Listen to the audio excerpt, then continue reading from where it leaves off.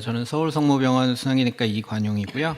오늘 말씀드릴 부분은 우리 이제 핫한 주제인 이미지 베이스드 피지올로지에 AI가 어떤 식으로 역할을 하고 있고 우리가 어떻게 받아들여야 할지에 대해서 좀 말씀드리고자 합니다. AI가 레볼루션이 최근에 좀 아주 급격하게 진행을 했는데요.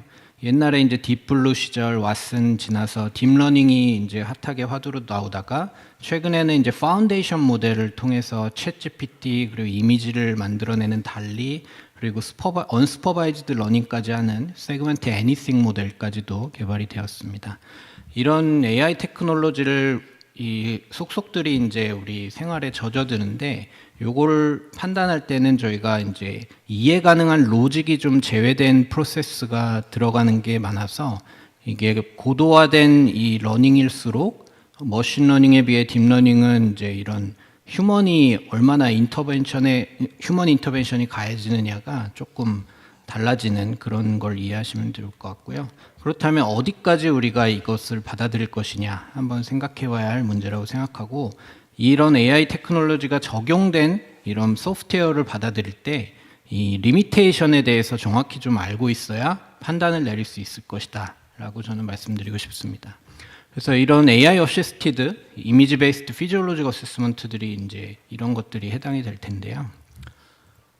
그래서 이 AI가 여기에 적용되는 부분은 처음에 얼마나 이 3D 세그멘테이션을 잘하느냐, 이 오토 세그멘테이션 분야랑 그 다음에 이제 FFR을 프레딕션하는 이 공식들에 얼마만큼의 레버리지를 가해줄 수 있느냐로 저는 이제 나눠서 설명을 드리겠고요.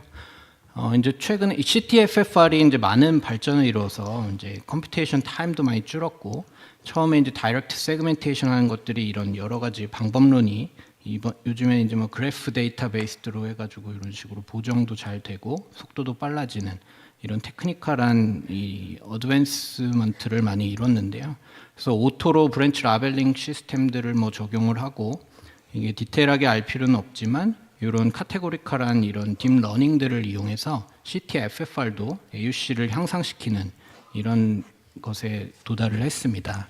그래서 제가 주목한 것은 AI 베이스드 오토 세그멘테이션이고요.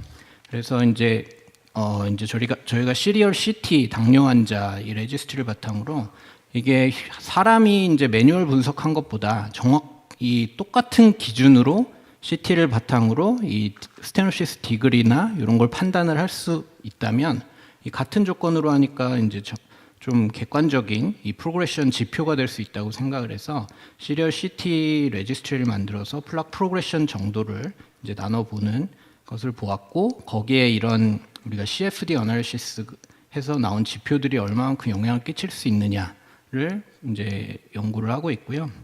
그래서 3D 오토 세그멘테이션 이 소프트웨어를 이 회사에서 좀 제공받아서 진행을 했고, 거의 한 세그멘테이션 하는데 3분에서 5분 정도 걸립니다.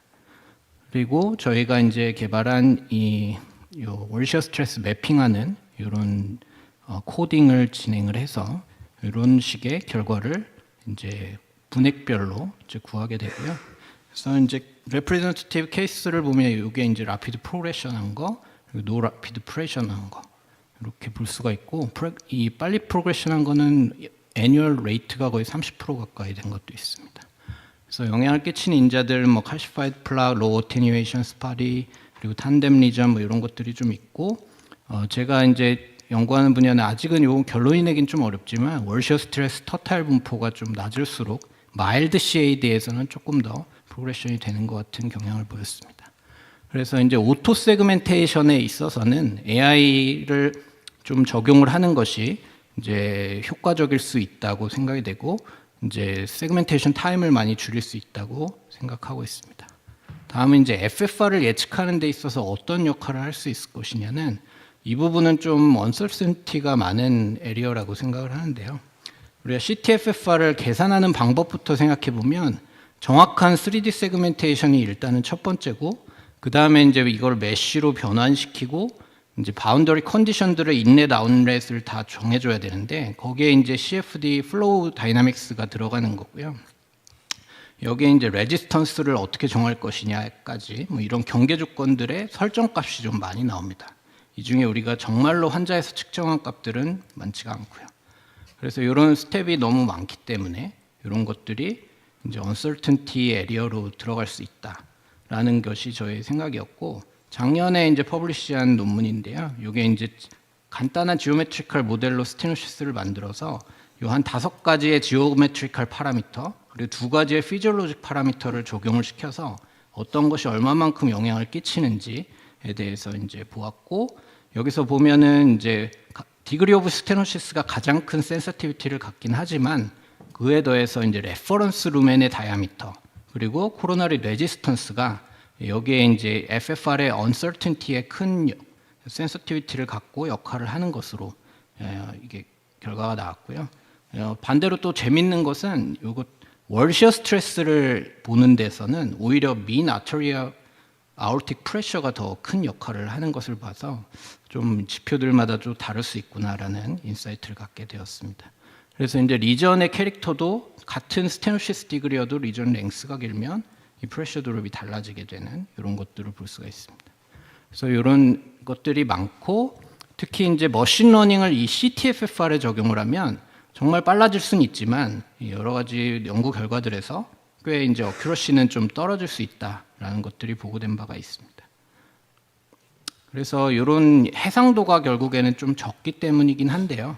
근데 CTFFR에 우리가 포지셔닝을 보면 완전한 디시전 메이커라기보다는 스크리닝 디바이스이기 때문에 그래도 CTFFR은 환자를 엔지오방으로 올리지 않을 수 있는 이런 스크리닝 역할에서는 괜찮다라고 생각을 해볼 수 있습니다. 그렇지만 이제 정말 PCI를 할 것이냐를 결정하는 디시전 메이커로서는 좀 더 해상도가 높은 이미지가 처음에 기반이 돼야 된다고 생각을 합니다. 그래서 이제 그 CT보다는 더 높은 해상도 이미지를 가지고 있는 이런 것들이 엔지오 FFR인데요. 이게 뭐 다이어그노스틱 어큐러시 테스트들이 아주 많이 되었고 한 88에서 97%까지도 보고된 바가 있고, 페이버 3 차이나에서 클리니컬한 이 엔지오그래피 대비해서 QFR 가이던스가 클리니컬 아웃컴을 좋게 만들었기 때문에 지금 이제 ESC에서 2024년에 클래스 1B로 레코멘데이션이 올라왔는데요. 요게 이제 뭐 미국 쪽에서는 말들이 많은데 결국에 이제 여기에 올라오게 된 코멘트를 보니까 최근 FFR 트라이얼들이 베네핏을 잘 못 가져오는 경우도 꽤 있는데 이렇게 정말 다이렉트 헤드 투 헤드 컴패리슨을 해서 클리니컬 아웃컴을 보였으니까 요거는 임상적으로 가치가 있다. 그래서 QFR을 1B로 올려놓은 것 같습니다.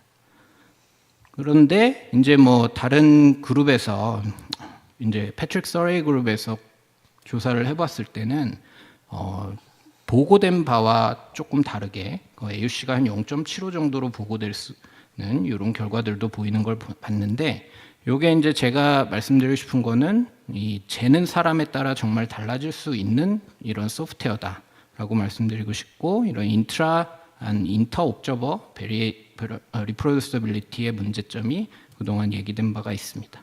이런 게 왜 발생하냐면 이게 오토매틱한 이 풀 세그멘테이션이 아닙니다. 아까 CT 제가 보여드렸던 것 같지 않고 세미 오토매틱한 베슬 컨투어, ECG 게이팅, 거기다가 이제 프레임 카운팅까지도 세미 오토매틱으로 되어 있어서 이거는 QFR은 아니고 다른 장비지만 이런 브랜치를 잘못 인식하는 이런 오토 세그멘테이션의 문제점들이 있어서 매뉴얼한 이 프로시저가 많이 들어갑니다.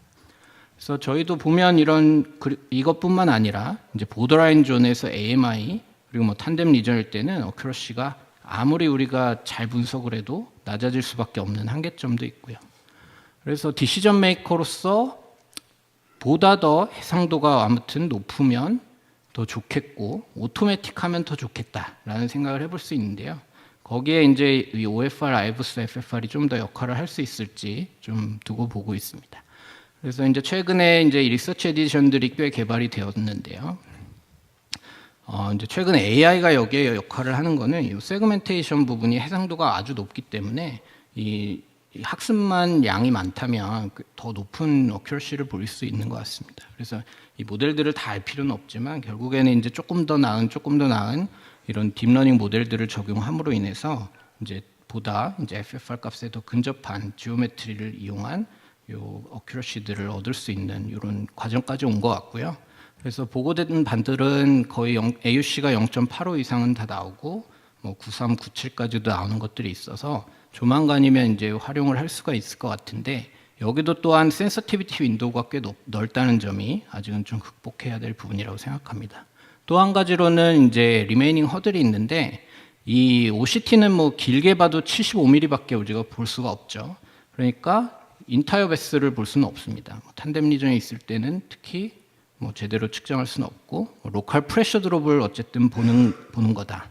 그리고 타임 컨슈밍 하고 아직은 이 온사이트에서 우리가 재기에는 좀 더 개발이 돼야 된다라고 드릴 수 있겠습니다. 또한 이제 페이버 3처럼 어쨌든 클리니컬 트라이얼에서 입증이 돼야겠죠.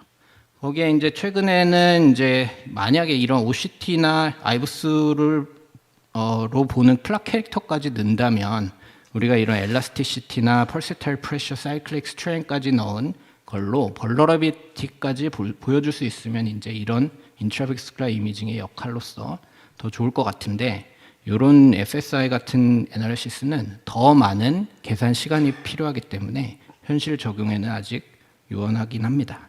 그렇지만 이제 이런 OFR 리절트에서 리피드 리치 플락의 경우에는 좀 더 이런 디스어그리먼트가 꽤 많은 것을 보아서는 이런 NIG 이펙트라든가 플락이 많을 때에 이 벌러러빌리티가 좀 영향을 끼치고 있는 것 같아서 그런 것도 필요하지 않나 생각을 해볼 수 있습니다. 자, 이게 테이크홈 메시지고요.